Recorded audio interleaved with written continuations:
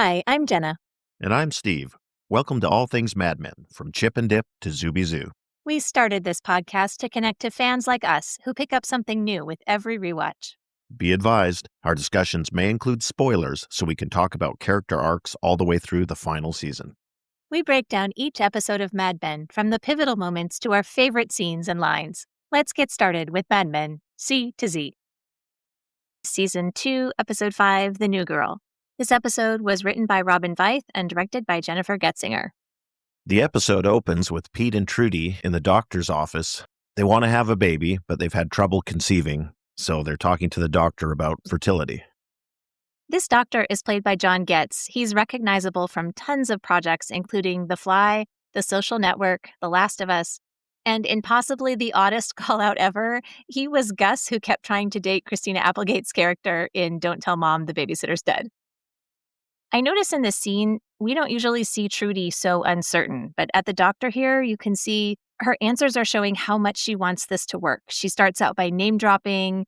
She asks for reassurance about their situation. She's trying to get the doctor to like them. She's looking for any edge she can possibly get here. Yeah, I think the acting is really good because it portrays her desperation. She's desperate to have a baby. She wants to answer the questions correctly and just do everything in her power to make this happen. In the next scene, we see Freddie and Dawn coming into the office, and they hear women squealing. Fred immediately diagnoses this as either a visit from the stork or the bears, and he's right. We see Joan walking by beaming, and she flashes her left hand with a giant diamond on it. Yeah, it's just a quick scene to show us Joan's fiance has popped the question, and she's getting all the due attention from the office ladies. Back at the doctor's office, we see Pete with the doctor by himself. He said he would ask the more intimate questions privately. And when Pete is asked about his sex life, he's defensive. He goes, "I'm a normal red-blooded American male, okay?" And the doctor says that fertility has nothing to do with manhood. When the doctor asks if he wants to have a child, Pete really gets defensive about that too. What kind of question is that? What man doesn't want a child? So you can see he really has his guard up here. Yeah, and it's an interesting scene because as it progresses, it kind of morphs from these questions about fertility and why they're having trouble conceiving into almost a therapy session for Pete as the doctor starts to poke and prod a little bit at Pete's insecurities, concerns. It ends up very much seeming like a therapy session. The doctor says that working in advertising must be fun, and Pete says, "Are you kidding? I'm an account man. I spend half my day tiptoeing around creative crybabies and the other half with ungrateful turnips who just fell off the truck. I'm completely replaceable. Throw in this baby thing, the economy contracting, my in-laws. It's a lot. My father just passed." So now suddenly Pete has this whole host of issues, and we realize, he doesn't talk about this with anybody. And the doctor says of his father passing, "It's a difficult moment in the life cycle, but we are part of a continuum."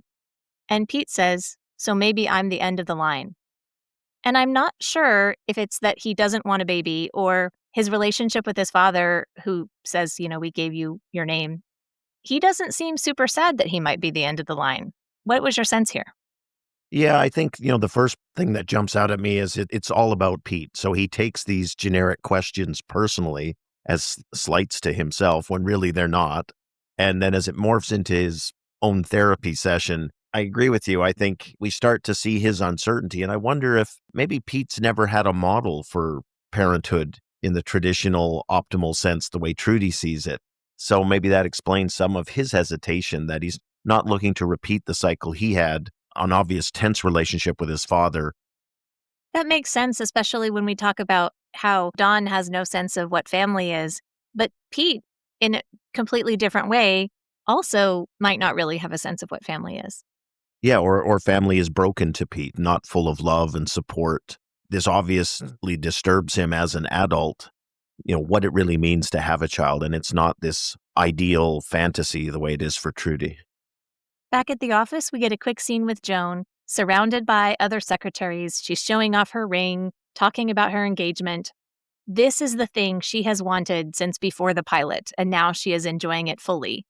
And as the phones are ringing, Don calls from his office, "Miss Holloway, those aren't wedding bells." And you see Joan shooing everybody away. Bobbie Barrett is on line one.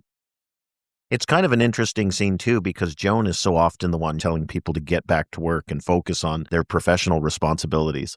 But this is a great example where Joan's wrapped up in the moment and all the attention and loses sight of the fact that she's covering Dawn's desk. So Bobbie is calling Dawn from Sardi's. This restaurant opened in 1921. It moved to its current location on Broadway in 1927. There's a tradition of hanging portraits of theater stars on the restaurant walls that continues today. So for a fun hidden Mickey, look for a portrait of Jimmy Barrett behind Bobbie in some of the restaurant scenes. Bobbie's looking to have Dawn join the celebration at Sardi's because Jimmy's gotten his show. Dawn seems kind of reluctant to show up. He says he's working, but ultimately he does go to meet up with her. Yeah, it does feel like Dawn wrestles with the temptation of Bobbie a lot. So he's trying to be good. He knows he shouldn't, but it's clear he finds her very attractive and interesting. And it seems like Bobbie is very perceptive and understands exactly the calculus that's going through Dawn's head and is working to get him to come over to the dark side and to join her and making threats or menacing him in some way to try and nudge and encourage him to come the way she wants. Yeah, she says, I'm about to change my mind. Like, oh, I don't care if you show up or not. And he does, in fact, show up, and they sit together. Jimmy's gone home to sulk. She talks about him a little bit. This pilot is a big opportunity he's bound to ruin. And I feel like she has such a funny mix of optimism and realism because she's letting herself be excited about this, even though she understands there are going to be curveballs because Jimmy is Jimmy.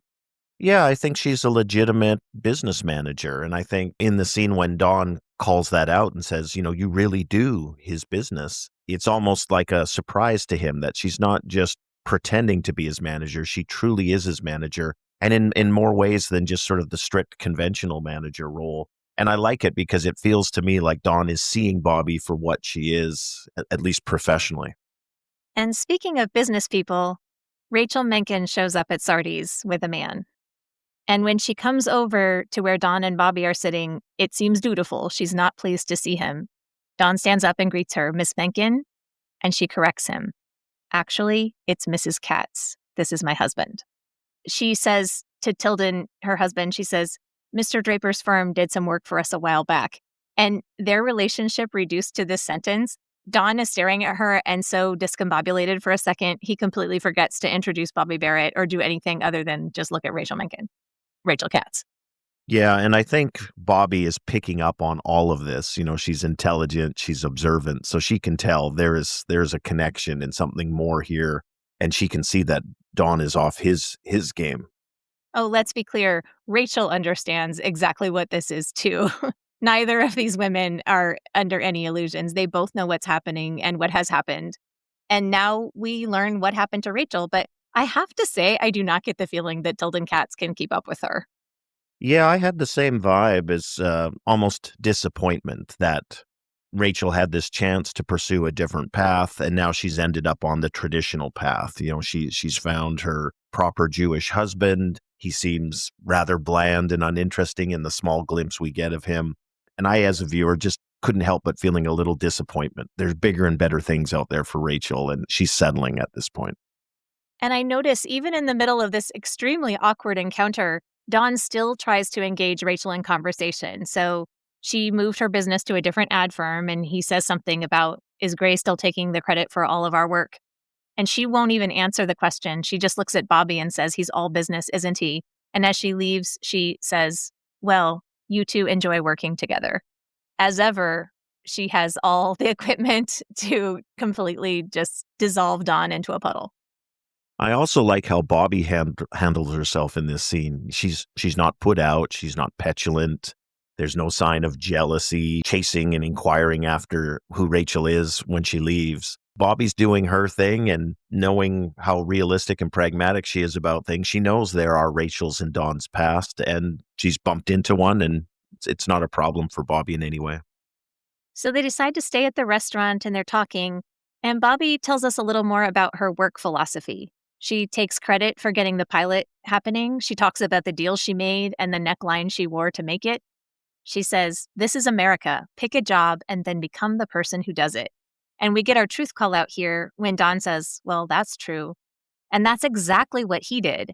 He picked a job and became the person who does it. And I think this is more than anything what draws these two people to each other. In the way that Roger and Joan maybe aren't ultimately right for each other, they really understand each other. And Bobbie and Don seem pretty similar in that way, even though Bobbie doesn't know a lot about Don's past.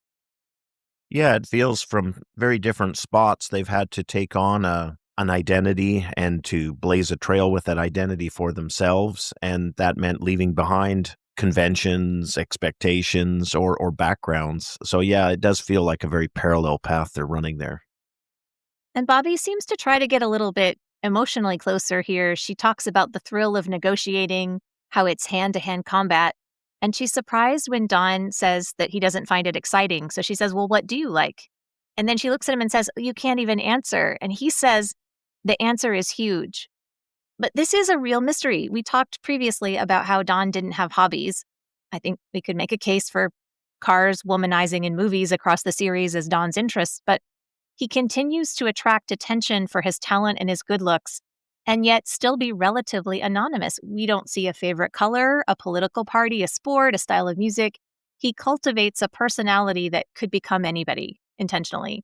And Bobbie asks him if he likes the ocean, and he says yes, he does. So he can give her that. He likes the ocean. It's really shocking that he can be so intimate and yet never be intimate.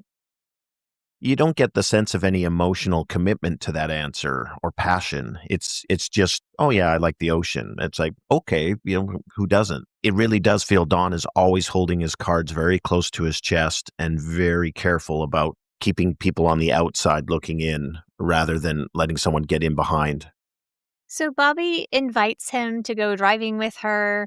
They're drinking out of a bottle, they're tipsy, and Bobbie talks more about things that they like. She says foreign movies are so sexy, and Don offers La Notte, which is a 1961 Italian film about an unhappy couple navigating a variety of social groups. So, not at all relevant to Don. Bobbie says, I feel so good. And Don, similar to the wife in La Notte, says, I don't feel a thing. He says I don't feel a thing, but he's clearly buzzed. And it looks to me like he's having a nice time. He's enjoying Bobbie's company. He's chosen to go to the beach with her. So I was wondering, do you really think Don doesn't feel a thing in that moment? I have that question about him constantly.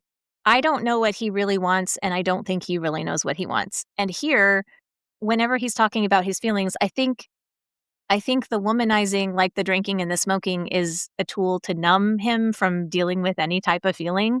So I did actually believe him. I agree he looks a little more relaxed in the car than he did at the restaurant, but he does not seem to process his feelings. He doesn't seem to give attention to them. He just is in the moment he's in. He does definitely have an in the moment quality, but he also seems so calculating and everything's always being triangulated all the time. So it's kind of an odd combination. Agreed. He's a weird duck. In any event, drinking out of the bottle and the inevitable car crash happens. They're both okay, but they're cut and bruised, and we see them at the police station where Don has to pay $150 for bail, and he only has 63. So he and Bobbie had just been talking about the thrill of negotiating, and he tries to negotiate to pay later, offers a subtle bribe even, but the cop is not having it. It's jail or it's all the money right now. So now we see him make a phone call. And there is the greatest shot ever of a pair of women's shoes before the camera pans up, and we see who came to save Don. It's Peggy. He called Peggy. It's not quite so surprising if you start to think through who could he possibly call. Obviously he can't call Betty. He can't call Roger because, he's mixing with a client and Roger's given him a specific warning about that, or maybe it was Bert. So he turns to Peggy. Peggy, someone who almost owes him a solid in some ways. Peggy says she brought $110, which is all she could get on short notice. And then she looks over and she sees Bobbie Barrett with Don, and Bobbie is completely disheveled. And Peggy looks away, she keeps her face neutral, and she says nothing. I don't know how many people would show up and issue no judgment, no concern, completely blank, just here's the bail money you asked for. I mean, I feel like she's really showing up for Don in exactly the way that he needs right now. Yeah, but I wouldn't conflate the absence of judgment from having judgment. My perception is she's got her judgment, but she's keeping it to herself and she's putting on that professional veneer. She knows providing that blank slate is the way to go here, regardless of whatever feelings she might have inside. Yes, that's my point. When we look at Pete and how he can't possibly keep his feelings concealed, but Dawn has that ability, and here we see Peggy showing it too. So yes, she definitely has an opinion, and she understands the assignment. Yeah, and that holding her cards close, I think, is another parallel between the Peggy and Dawn characters. It's interesting to compare and contrast the two of them. The next scene is so great because it is not what we know to be true about the Mad Men world. Peggy is driving. Peggy has rescued Don Draper.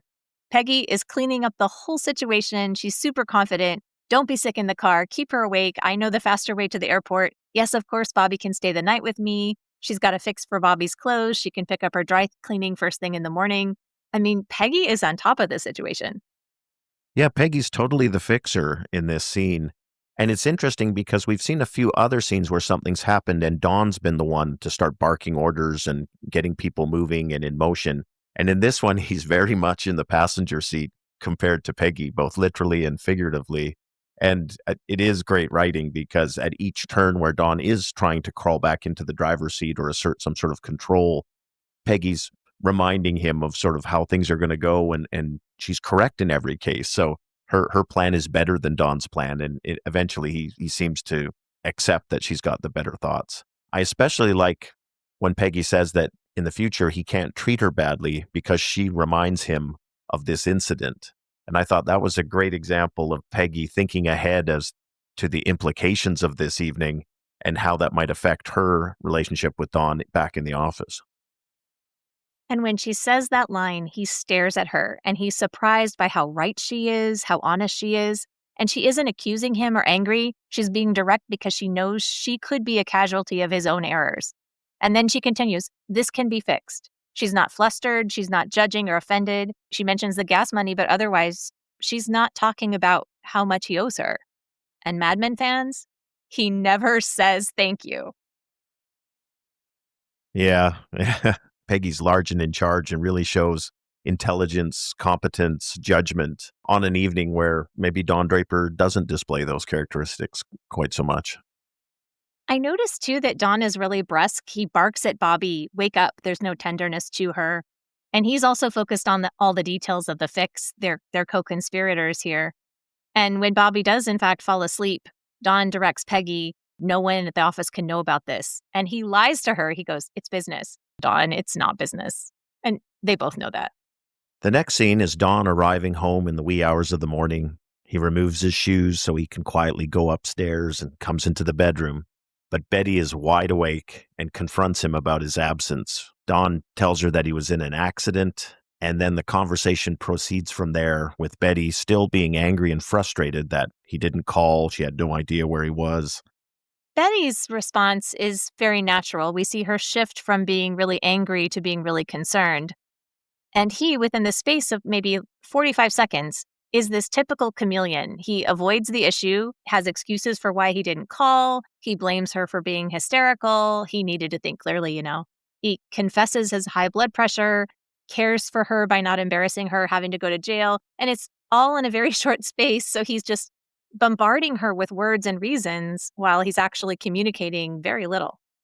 And it almost feels like Don's reading off a script he's written, for his lies and cover story here, without any real emotional investment or paying much attention to how Betty is reacting, because there's nothing Betty does here that's hysterical or even close to it. I mean, she hardly raises her voice. So it's interesting, again, that it feels like he's, on autopilot here. And Betty's father has high blood pressure, so that makes her extra concerned. And to her credit, when he's talking about, I didn't want you to have to leave the kids with Francine in the middle of the night, she says, I don't care what the neighbors think, and I don't care about the car. You promised you wouldn't disappear like that anymore. And so for Betty, this feels like a huge breakthrough because this is her being honest and direct and not caring about image. At least she says she doesn't, which is really, really unusual for her character. And when she says that, Don touches her face, and that's a loving gesture, but he keeps breaking that promise to her. I kind of read it as just in the moment, her love and concern for her husband outweighs those other considerations. It's something I really like about the writing of this relationship. We know it has problems and challenges, but there's genuine love and affection that appears as well, and concern. So it's that messy, complicated relationship as opposed to something more clear cut. So now we see Bobbie and Peggy in Peggy's apartment, and Bobbie takes up all the space. She gets on the phone and calls Jimmy to say she's at a fat farm, which is why she's not coming home. And Peggy comes back with some food for Bobbie and Bobbie's dry cleaning. We can see that Peggy is not the best hostess, so Trudy would be all over conversing with a guest, but she would not be discreet the way that Peggy is.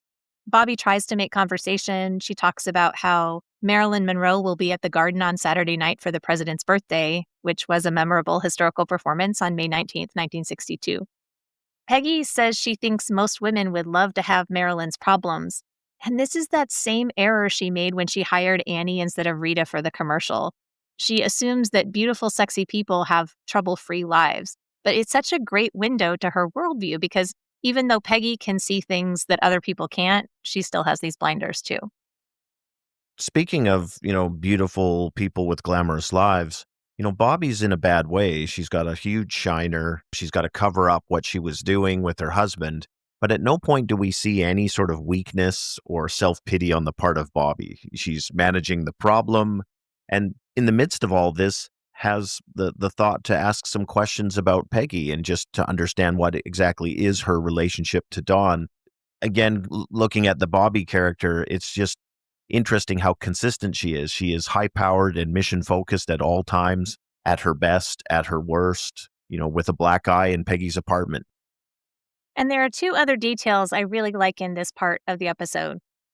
Peggy is really awkward socially with people, so she has a lot of strengths, as we've seen, but she is looking at Bobbie and concerned about her health and says, she tells a story about a little boy who had a headache after falling off a swing set and he died, and she says that to Bobbie, which is, okay, way to go, Peggy. That's maybe not what she needs to hear right now.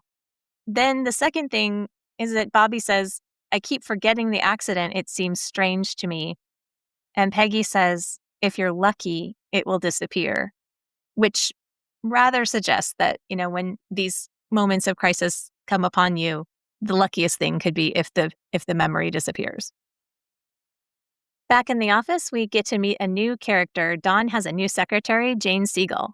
Jane is played by Peyton List, recognizable as Lucy from As the World Turns, from Gotham, The Tomorrow People, and The Rookie. Jane dutifully ogles Joan's ring, and Joan is clearly very pleased with the ring. And then Joan starts to give Jane some tips about Don Draper, saying that he's impatient. I like the moment where Jane says to Joan, I'm a little bit clairvoyant, and I think you two are going to be very happy together, which is kind, but also completely ridiculous, and Joan knows better. But the look on her face at that comment is so hopeful. This has been the plan all along to marry well. She wants to be very happy together. That happiness would be the icing. In response, we see Joan helpful to Jane without being disrespectful to Dawn. She says, Mr. Draper is impatient. Don't let it intimidate you, which is really useful advice. It's been about 2.5 seconds before Ken, Paul, and Harry are crowding around Jane's desk. Yeah, it's kind of funny and predictable that they're coming over to Ogler. Their introductions are so great. Ken Cosgrove, accounts. Paul Kenzie, copywriter. Harry Crane, married, which is also how Harry introduced himself to Peggy. So I guess he thinks that everybody would be throwing themselves at him if he didn't announce this. Yeah, he probably doesn't have much to worry about on that front, although he did go astray one time. As they're there talking to Jane, Don strolls in with a sling, gives almost no greeting at all to Jane, just hands her his hat, and strides into his office, and Ken chases in after him. I'm going to help you hold on to that one, meaning Jane. And Don says he's not paying attention anymore until they last a month. And spoiler just ahead, when you saw this character being introduced for the first time, did you think that Jane and Don might get together? Yeah, I definitely think it's a possibility, although the more I see how Dawn's not interested in sort of the very young, unaccomplished women, I start to think, okay, she's not really his type, even though she's obviously very pretty. I really appreciate that Mad Men doesn't go with that obvious choice. If you put Dawn with Joan or with Jane, It seems so predictable, and it's a lot more interesting this way. And it also is interesting to remember that Jane does actually affect Don's life down the road in a few different ways, and he barely looks at her here. Well, and to be fair to Don, he's got some things on his mind, and Just a few. And Ken is about to ambush him with yet another one. Jimmy Barrett has called and says he wants to come in. No reason given. Don's thoughts immediately jump to, he's found out about Bobbie and Don, and asks Ken to put him off till Friday to buy time, presumably for Jimmy to cool down. So Don immediately calls Peggy's place. He's super bossy. He doesn't say thank you, no gratitude. He says, put Bobbie on. And he's checking in about himself to see what Bobbie knows about Jimmy, and she reassures him that she's covered. Yeah, and again, we see the confidence of Bobbie. She's not doubting herself. She's not asking a bunch of frantic questions. She's just, I'm on top of it. Everything went well. She's okay. And I love that consistency in her character, because I think in a lot of other writing, sometimes the characters change to fit the scenes or the stereotypes. And in this case, Bobbie's true, I think, to her character's nature. She's on top of things. She's mission focused, and she's tricked her husband. We see Bobbie and Peggy talking more, and it's clear that Bobbie can't understand why Peggy is helping them. Bobbie's really about scorekeeping. Who owes her a favor? How much can she get from somebody? And here she focuses on paying something back to Peggy, while Dawn doesn't want to talk about it at all. And it's clear that Peggy has some steel in her. She's not going to confide in Bobbie about her reasons for helping Dawn. Bobbie asks if Peggy is seeing him, and we don't get a sense that she's jealous, especially, or upset.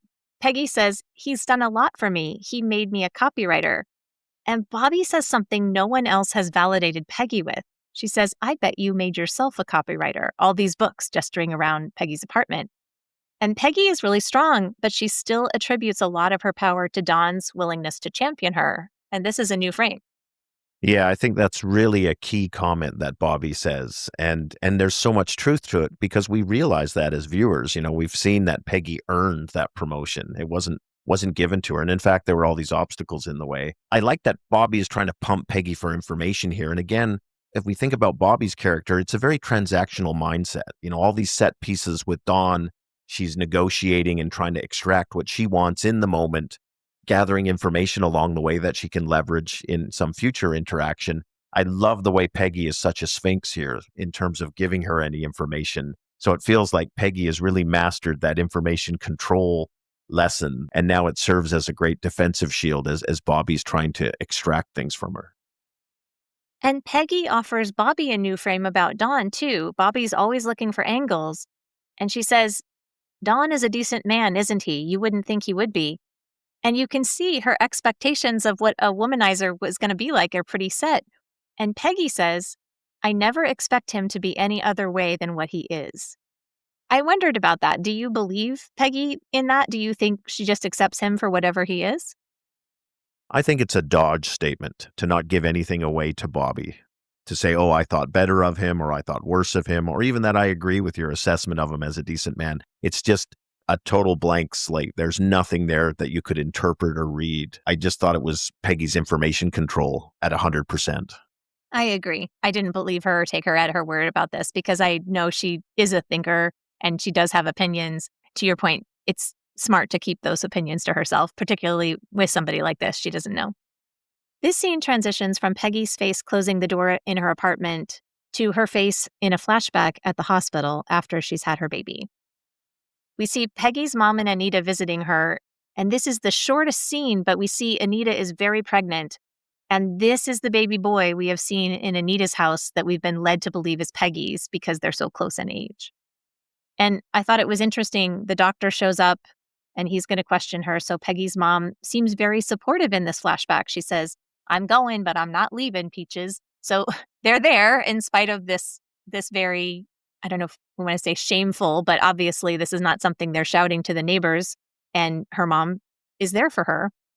And we can see that Peggy is in the psych ward of the hospital now. And Anita alluded to that earlier in the season, saying, the state of New York didn't think you were capable of making your own decisions. My perception of this is, this goes back to after Peggy had the baby and didn't want to hold it. And sort of this sexist treatment of a young woman who's had a baby out of wedlock. So She must have some sort of mental problem. I'm not sure that diagnosis is correct for Peggy, but she ends up here in the ward. She's now under medication that obviously she hasn't consented to, and she's kind of trapped. So to me, it was an interesting little time capsule as to a time when patients' rights, and especially, a young woman who's had a baby's rights, weren't necessarily observed by the medical establishment. I see that too, but I do think in this case, Peggy doesn't seem to remember having a baby. I don't think this is her putting up a front to the doctor. I think she really is having a hard time remembering that this really did happen to her. So you're thinking she's just in really deep denial, and that's causing her to blur her denial with reality? That was my impression. I know they point this out on the director's commentary, but Elizabeth Moss does such a great job here. She's still smart. She can answer all the other questions except about having the baby, but she's on this medication and her answers are really sleepy and slow. The way she moves, it's not herself. So it's great acting because all those details are there and you can really see there is something wrong. This is not the Peggy we know. Yeah, I think Elizabeth Moss really kills it in this scene, and I really buy that she is a disoriented, drugged up Peggy. Just excellent work. And it's not accidental that it cuts to Pete in the doctor's office giving a sperm sample right after we see the flashback of Peggy, who has given birth to Pete's baby. I just want to point out there was a U.S. News and World Report magazine in the stack of options there for Pete. Yeah, I thought it was pretty comical to see Pete flipping through his options in terms of the nudie mags and seeing the Newsweek in there. I also really loved the cut from this scene to Roger in his office playing with a paddle ball rather vigorously. Joan comes in and they're going to talk about her engagement. I just love their shorthand with each other. She says, he's 34, and he goes, it's nice to hear the story of relatively young love. And then he says, marriage, you really want to join that club? And she answers, I always assumed you were unhappy with Mona, not the whole institution. And he says, you're not just another woman, Joni. And we know that's true for him. She's special. Even if he's selfish and wants her to be a bird in a cage he can look at from time to time, she means something special to him. Yeah, and she gets her shots back at him as well. She says she was always faithful to whoever she was with. And that's when Roger assures her that she's not just another woman. But I think Joan's point hits home there in terms of Roger's behavior. And he says, it makes me sad, just another reason not to come into work, which is super revealing because Dawn basically lives for work, but for Roger, it seems more like it's something he does out of habit or maybe for the amusement of trading jokes and having drinks.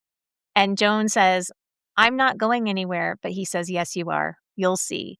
They know this was always the trajectory. This is the thing she always wanted, and it's coming true. She will not have to work much longer because now her job will be being the doctor's wife.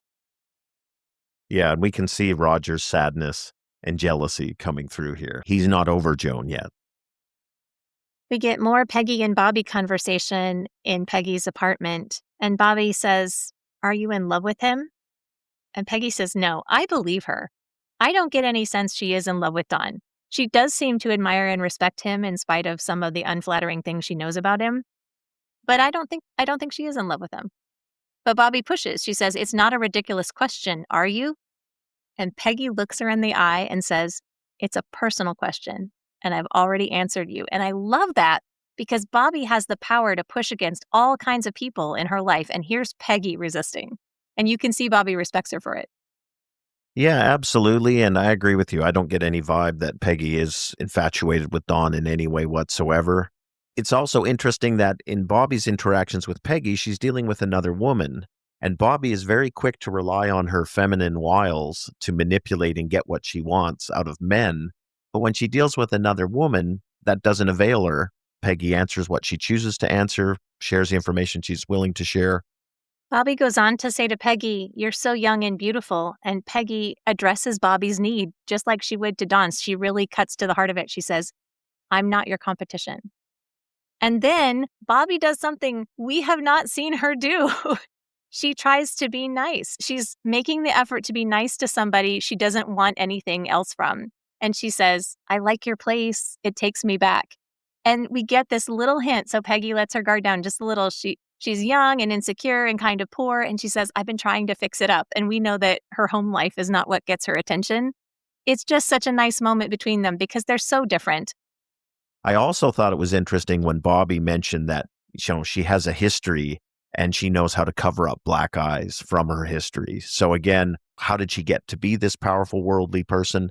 She put in her time and paid her dues to get to this place, especially this would have occurred for Bobbie in the 1950s. So she's paid her dues to get to where she is today. In the next scene, we see a bunch of the office guys are crowded around Jane, and she's putting on a show, pretending not to notice them. Joan comes in to squash that, dispersing the guys, critiquing Jane. There's plenty to see, and you know that. Did you think that's hypocritical of Joan, or is it a fair critique? I think it's an example of Joan as office manager setting the standards and keeping the new girls in line and setting that tone. I get your point that there is a certain amount of hypocrisy or inconsistency, but I also think there's an element of, the rookie, the new person is held to a higher standard because they don't have a track record of showing they can stay inside the lines. I wondered why Joan has the power to brush the guys away. I wonder why they listen to her when she tells them to get back to work, when this is such a male-dominated space, but they do.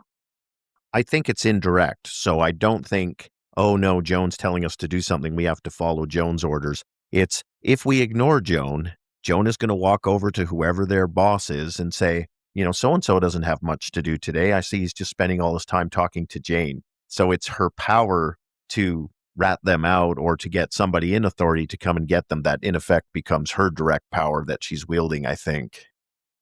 And before too long, we see Ken moving in on Jane. He's pretending to check on Jimmy Barrett business with Dawn, but he's angling to ask her out. And she asks, "What's your title here?" Even though he introduced himself, she's going out of her way to show him how forgettable he is to her. And in a very memeable moment, he repeats, "I'm Ken. Cosgrove. Accounts." And he tries to press his case, but Freddie has supremely bad timing. In this office where professional decorum is so important, Freddie comes out and plays Mozart using his fly zipper. Nobody seems all that impressed or amused, maybe a little horrified, and that's how the scene closes. He's so disappointed that nobody can appreciate his talent. We cut back to Bobbie and Peggy at Peggy's apartment again. Bobbie getting fixed up, asking Peggy if she's aware of the value of the service that she's providing here. Yes, Peggy's been caring for Bobbie in every possible way, and she says it's nothing. And Bobbie disagrees. Not true. So we get our second truth call out this episode here in this scene. And Bobbie shares this philosophy with Peggy that people always do things for people for what they can get for them. Whereas Peggy says, isn't that what you're supposed to do? Help people. And Bobbie gets direct. She says, what do you want? Some busy bee building a hive out in Brooklyn? And we've seen her bash on Brooklyn quite a bit. And Peggy says, are you still trying to say thank you? And then we get this line, you have to build the life you want and be the person you want to be, which is pretty similar to what she told Dawn and similar to what Dawn and Peggy are already doing. And Peggy asks, is that what you did? And I think we could look at Bobbie's life and wonder, did she build the life she wants? Because Jimmy's not a very satisfactory partner, even though he does bring some advantages and she seems to think she can manage him. But it does call back this idea about Marilyn Monroe and having her troubles. Peggy's question reminds us to wonder if Bobbie's choices and troubles are worth it to her. Do you think they are? She seems happier than many of the other characters on the show, and she's pretty clear-eyed. Yeah, I don't see any evidence that Bobbie's unhappy with where she is in life. And we've seen her under stress and in peril in this episode, and she's not broken down or started to lament her choices or decisions. It feels to me like Bobbie's comfortable in her skin, comfortable with where her choices have brought her. That's what I see too. The interesting part here is when Bobbie says Peggy needs to treat Dawn as an equal and to also recognize that she can't be a man, but to be a woman. And in listening to the writing commentary, they bring up French feminism, which is this idea of being, as smart and driven and focused as a man, but also having this secret weapon of your feminine wiles that give you an advantage that you can use to manipulate and control men with. It's interesting advice to someone like Peggy. To this point, I don't get the sense that Peggy relies on feminine wiles at all. She's relying purely on her competence, her abilities, her intelligence and talent. So she's really pursuing things as an equal in a gender neutral sense, rather than in this Bobbie sense, where Bobbie would say, I think I'm as smart and driven as anyone. Plus, I've got my secret weapon to break down people like Don Draper or Jimmy Barrett or whoever it may be. Yes, Bobbie's line, be a woman. It's a powerful business when done correctly. I think really does shift things for Peggy to see that as a power position, because I don't think she's ever thought about being a woman as having that possibility. And Peggy really is taking this in. We'll see this advice as a turning point. And then, though, Bobbie follows it with the most condescending hand to the shoulder ever. And she says, do you understand what I'm saying, dear? And it plays weird to me every time because Bobbie knows that Peggy's not stupid. So I don't know why she follows up this respectful, direct advice that she, I think, intends to be very helpful payback with this excessive Bobbie-splaining. I don't know. Peggy doesn't let on that she's especially bought in or thrilled to receive the advice. So maybe it's that lack of positive feedback that leaves Bobbie searching for some sort of confirmation or affirmation. Could be. As the scene wraps up, we feel the difference between them. Bobbie asks how to get to Grand Central. Does she have to take a steamship? And Peggy says she'll walk her to the station. It's just 2 blocks. And Bobbie goes, I'll call a car. She's not walking 2 blocks. The next scene has Pete coming home to the apartment, and Trudy greets him with the news from Dr. Stone's office that Pete's sample was viable.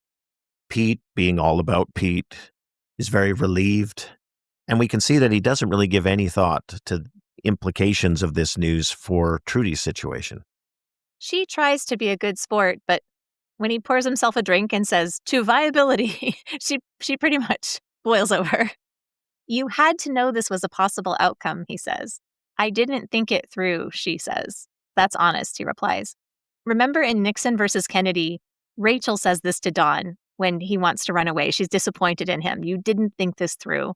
And Don says it to Pete when he's threatening to reveal his past.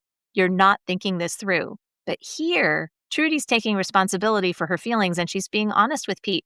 And he replies with his own honesty. He says, well, who says we have to do this at all? And we kind of get his opinion leaking out here about having a baby. Well, you can't travel or go to the movies. And Trudy gets disgusted. I think this is not what Trudy wants, but I think there is some real honesty here from Pete in that he's not all about the baby. He wants what he currently has, and he really doesn't want to see it messed up. And we know the baggage Pete brings to the notion of having children and that relationship with their parents. So it's an interesting scene because I think there's a lot of honesty on both sides here, even though it came from the initial place of Pete's selfishness and lack of thought about Trudy. And let's not miss this moment of Pete's anger. He gets mad and he gives this classic Pete Campbell line. I sure as hell wouldn't want a kid here watching this Donnybrook, which is not a word you get to use very often. And then, in classic Don't Be Like Pete style, he adds, either you make it through this thing or just keep it to yourself, which is probably the worst thing he could say. And Trudy stands there very dignified, and she says, I'm sorry. It's just that I really do want a baby. And Pete can't fight that. He might not agree, but it's a normal wish, and it's clear that she's so sincere. Even if he doesn't wish for it completely, it feels like he does understand her pain. Do you get the sense that he's on the fence, that he kind of wants a baby, or do you think that he's just really in the no camp on this issue? I haven't seen any evidence to this point that he wants a child or envisions anything great about having a child. It feels to me like it's all driven by Trudy and he's being dragged along. The other thing I love about this scene, and I think it's a common thread that runs throughout Mad Men as a series, is the power of raw truth. You know, it's so naked and powerful amidst all this deception and lies and misinformation and obfuscation. The power of truth, it just cuts through it all in a way that where can you go from there? And in this scene, I think the acting is really on point, and you really buy that Trudy is this young woman who's desperate to be a mother. She wants it more than anything else in the world. There's no ducking or dodging or evading that truth. And when she says it so clearly, it feels to me like it breaks Pete's resistance down in the moment, and he starts to try and be more conciliatory towards her. And I think that's where the invitation to go out for dinner comes from, at least in Pete's head, as he's starting to realize, there's no talking her out of this. There's no evading this need. It needs to be addressed. I did feel a little sorry for Trudy that she made dinner and then he was just like, hey, let's go out. So Maybe it was meatloaf. we move into another flashback from Peggy. She's back at the hospital, and when she looks over, she's slow and medicated, and she sees Don Draper sitting in a chair next to her. And we find out that he called her house. Her roommate gave him her mother's number. Oh, God, she says. And her mother told him she was quarantined with TB to cover up the secret. And he asks, what's wrong with you? I don't know, she says. What did they want you to do? I don't know, she says. And here, Don gives Peggy advice that might be his whole life philosophy. This is his newly promoted copywriter and former secretary when he says this. Get out of here and move forward. This never happened. It will shock you how much it never happened. And she doesn't say anything, but she nods. I actually like the advice just prior to that, when he's diagnosed the issue here is she's got to do something to get out of there. And he says, do what they want you to do whatever they say. And he's not saying that necessarily, Peggy wants to do this or that it reflects truth for her. It's a means to an end. You have to get out of this institution, and that's your path to doing it. I like the mission focus here of Don Draper, of what to do in this moment of crisis. And it's sound advice. It's exactly what Peggy does need to do. And I'll also say I love Jon Hamm's acting in this scene, because to me, this is the pure essence of Don Draper. It's mission focus in a crisis, leaving the past behind, moving forward. And there's an intensity in the scene and the way he gives the advice to her quietly in this room that, to me, it just plays very powerfully. And I think it's Jon Hamm at his best. I think we could argue about whether moving forward and pretending like things never happened is the best course of action for either of them. They're both going to lean on this as a survival strategy. And I also found it really interesting that as drugged up as Peggy is, she still can see she is mission focused herself enough to really get this advice and to get that this is necessary. And I don't think it's just her relationship with Don and her trust in him that's making her nod her head. She is of a similar makeup to him, as much as they're different. She really does kind of have this same mindset, but I think there are certainly costs to their overall well-being because of it too. Yeah, don't get me wrong. I don't think ignoring the past and moving forward is the best advice for anybody. But if you want to get out of the psych ward, you need to tick the boxes they need to tick in order to get released in the short term as a tactical problem to be solved. So in that case, I think this is the correct path. Now, does Peggy need counseling or therapy or support or all the rest of it to manage and deal with this in the future? Absolutely. But being stuck in the psych ward is not a recipe for success. She's got to get out of there, I think. I also want to make a shout out to this really great line that I think gets overlooked. Don says that Peggy's mother told him that she had TB, and he goes, I guess that was supposed to lessen my concern. Which, I think that was a great detail. It's a great scene, and I think it establishes an intimacy between the two of them. Not a romantic intimacy, but a life intimacy between the two of them that's really critical to their relationship as we go forward in the series. So now that we've seen that these two things have happened and the way that they have supported each other with secrets, we remember that Peggy was defending Don to Lois when Lois was speaking uncharitably about him. We also, when Bobbie was asking all the questions about what are Peggy's motives for doing this, do you feel like Peggy would have helped out Don even if he hadn't been there for her after she gave birth? Because I feel like she would have. I feel like she would have. Yeah, I do. I think absolutely she would have. In Peggy's head, I think she owes Don for making her a copywriter. Oh, see, I was going to say it disagrees with Bobbie Barrett's philosophy that people have an owing mentality. I would have thought she would have done that because that's what she does, right? Like that's the right thing to do instead of payback. I agree with you there. I think that element exists, but I also think there would be an element of this guy's done me a solid. This is a chance for me to reciprocate a solid, not in a pure sort of transactional equation, but I think there would just be further push to say, yeah, absolutely, I can help you out here. But in a world where he hadn't made her copywriter, and in a world where they hadn't had this incident with her baby in the psych ward, would she still go to help him? I think she probably would have. I agree. The next scene takes us back to the office where Pete and Sal and Dawn are meeting about some work. Peggy comes in late. And the entire audience is doing this thing with their faces, watching Dawn blame Peggy for being late and unprepared when she just saved him so completely. And he just leans into the criticism and she takes it completely professionally. And let's just predict that Pete and Harry and Sal would not have restrained their indignation if they were in Peggy's shoes and Dawn was criticizing them. No chance. And also we've got, Pete trying to get somebody else to come onto the account, and Dawn is a stonewall to that suggestion. Don't think we need to do that. Checks in with Peggy. Yep, there's no need. Carry on. I'll have it first thing Monday. Yes, you will. Shut up, Dawn. As Sal and Pete clear out of the office, Peggy closes the door and brings up the subject of the $110 bail. She starts with an apology for being unprepared regarding the work, but then mentions $110 is a lot of money to her. Yeah, she's not just letting it go, even though it's awkward to ask. Dawn mentions that when you forget about things, you sometimes forget about too much, and offers that as almost an excuse for the fact he hasn't, proactively repaid her. Mentions he'll pay her the remainder the following day. Peggy has her moment of her new relationship with Dawn. She looks him straight in the eye and says, "Thank you, Dawn."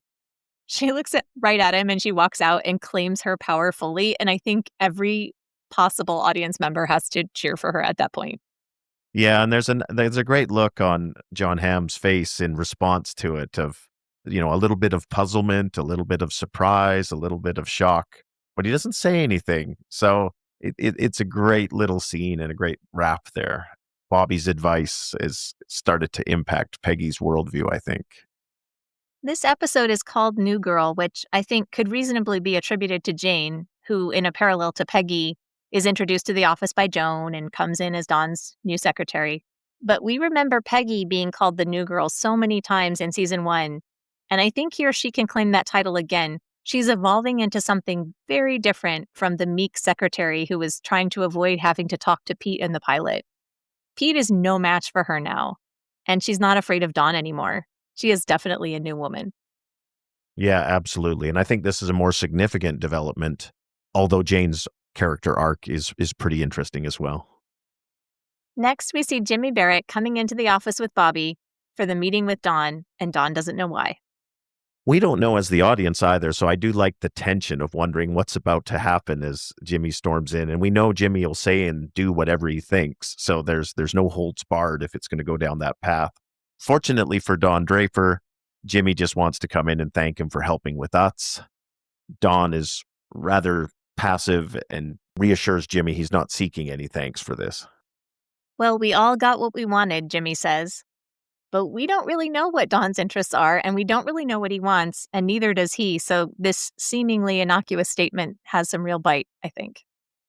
Yeah, and I like the writing here too when Jimmy inquires about Dawn's arm being in a sling and Dawn pawns it off as an old football injury, and Jimmy quickly responds, yeah, I get those too.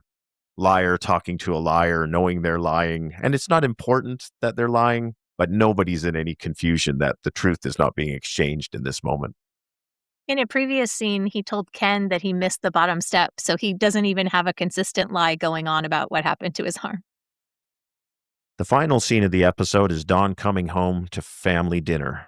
As he sits down to eat, he sees it's meatloaf. The kids are chowing down on it. Asks Betty why there's no salt.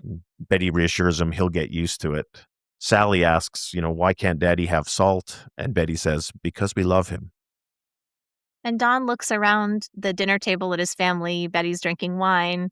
Bobbie's swinging his feet that don't reach the floor as they eat the meatloaf together. Do you see guilt here, or do you think he doesn't feel a thing? I don't see guilt, but I do have a perception of lack of fulfillment, I think would be the word I would use. this doesn't float his boat, and this is fundamentally the problem here. Him trying to be good and recognizing his commitments and all the rest. If he succeeds at that, this is what he's left with, and it doesn't do it for him. So it's kind of a doomed effort. How about you? I just think it's funny that we have this perception of Don trying to be good when in this episode he got drunk because he was having sex with a different woman on the beach. But I mean, I take your point. I know earlier in the season he did say that he was trying to be good, meaning faithful. He doesn't seem to have a lot of joy wherever he is, except for possibly some isolated moments at work when he gets a great idea. So I feel like there's just this brokenness in him that doesn't really have anything to do with Betty's flaws or Bobbie's flaws for that matter. Sorry, not Bobbie Draper, Bobbie Barrett. I feel like he can't ever be happy or content wherever he is until he addresses these things in his past. Oh, yeah, I agree. It's all about him. It's not that any of these people objectively are failing or disappointing him. But in terms of him being good, I think Bobbie has to use all her feminine wiles to draw him out for this drunken drive out to the beach. He's not willing and eager. He has to be sort of dragged and manipulated by Bobbie, and she knows exactly which strings to pull. And I mean, she's the one who whispers across the table to him about having sex on the beach. I think he's fully complicit. He makes his own decisions. I can't pin it on her. Yeah, I'm not pinning it on her. He's his own agent and he makes his own choice. But she's trying to make his decision as difficult as possible. And she's using every means at her disposal to get what she wants. And she succeeds. It's kind of like Pete and Trudy in that you see that it's a standoff or an impasse. The gulf is widening, and it's really hard to see how these two people can come together. And I think, if we were to say, well, how could they improve their relationship? I agree with your point. He needs to be honest and forthcoming about what it is he does want and why he wants it. And then they can go from there to figure out how to obtain that. And the fact that he doesn't share it and puts up this front and face of sort of what's expected or stereotypical, that dishonesty and unwillingness to engage is the insurmountable obstacle, I think, in terms of a fundamental improvement for the two of them. I like this episode because, of course, I like seeing Peggy coming into her power and finally having clarification 5 episodes into season 2 about the cliffhanger of the baby she delivered at the end of season 1. I am feeling sad for Pete and Trudy and for Roger and Joan and for Dawn and Betty, but this episode has some really stellar lines and I love the pacing. And I'm happy for Jimmy and Bobbie because he got the show and Bobbie's happy. So things are going swell for them. We'd like to thank Lisa C. of St. Louis, Missouri for listening to and supporting our show. If you like our podcast enough to leave a 5-star rating and a positive review on Spotify or Apple Podcast, please help us out. We appreciate you for listening. That's it for this episode of All Things Mad Men, from Chip and Dip to Zooby Zoo. Visit our website, madmenctozee.com, to vote for your favorite sterling lines and to share your opinions on our double dip questions for each episode. You can find us on Instagram and YouTube at MadmenC2Z, and please listen, like, and subscribe. That's what the podcast's for. Thanks for listening, everybody.